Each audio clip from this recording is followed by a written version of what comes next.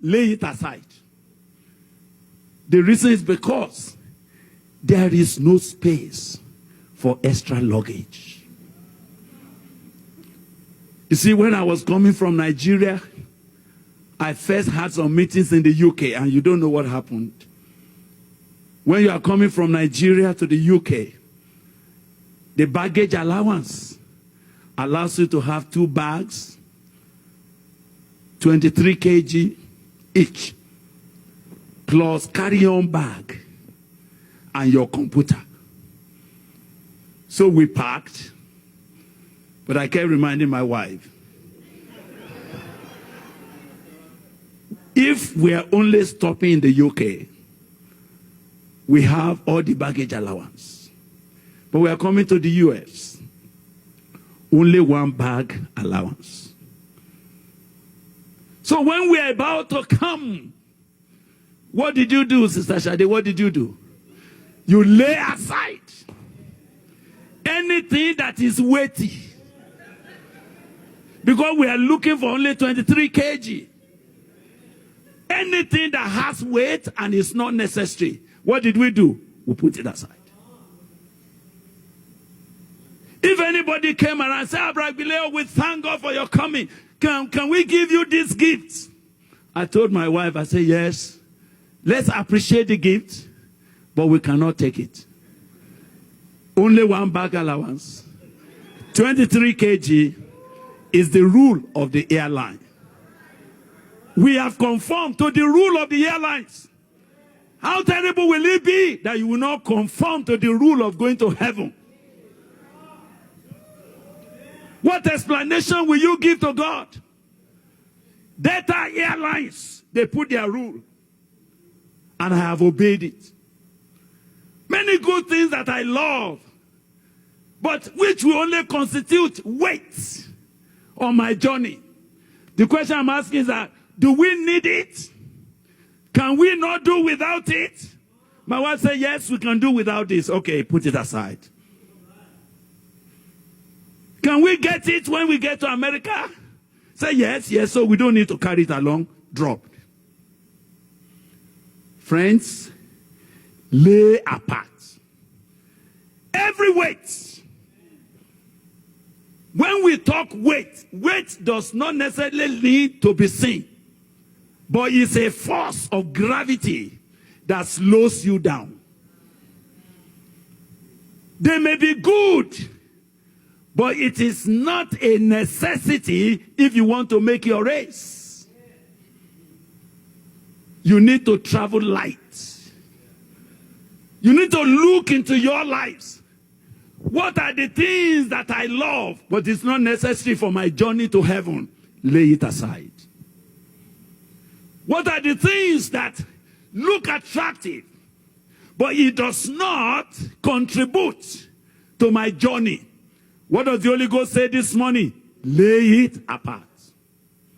Some of these may be friends. There are some friends that constitute a weight on your journey. There are some acquaintances that every time you go to relate with them, they slow you down. They introduce some complications into your life. The race is already set. We cannot adjust it. You can only adjust yourself. You can adjust your relationship. You can adjust your appetite. You can adjust all those things. That is an added weight. Lay it apart. Why did the Bible distinguish between weight and the sin? It's because not all weights are sinful. And so I meet many Christians say, but is it a sin? Is it a sin? I say it's not a sin, but it's a weight. It doesn't have to be a sin. Paul said, all things are lawful to me, but not all things are expedient.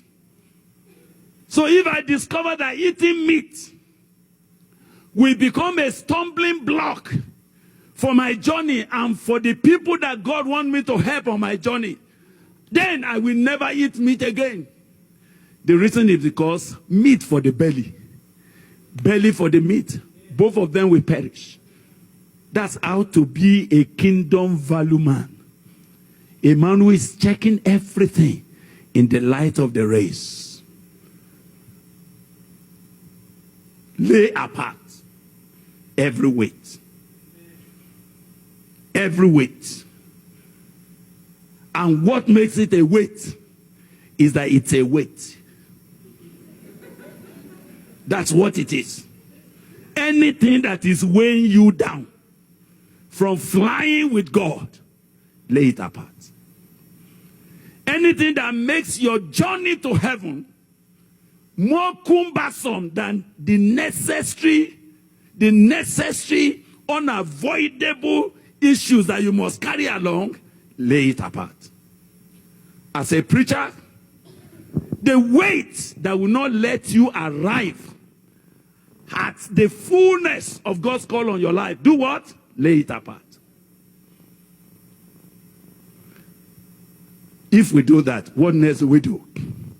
Looking unto Jesus. And why? It's because Jesus has given us a complete, totally relevant life instruction for running the race. Jesus is the way.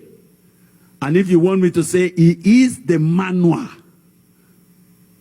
for running the race.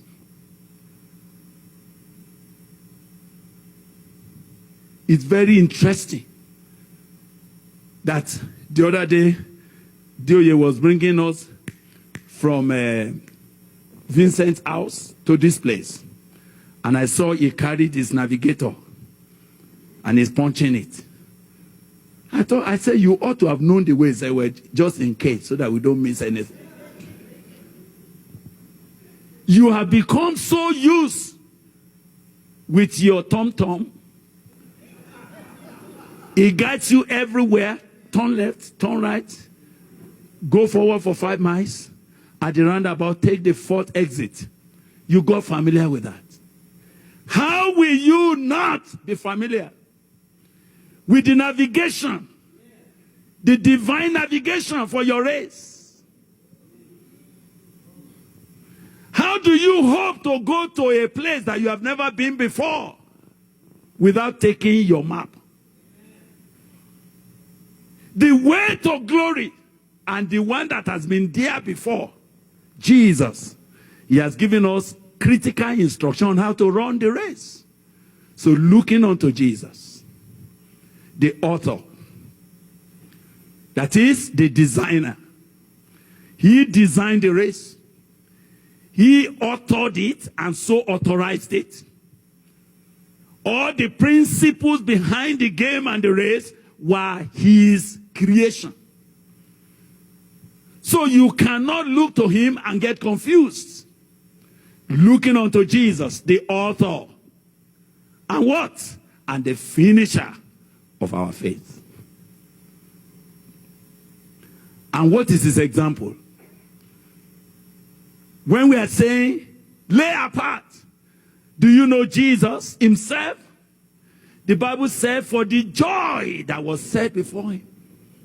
Because he really wanted to win the crown himself. He himself was looking for the joy that God has promised him. So what did he do?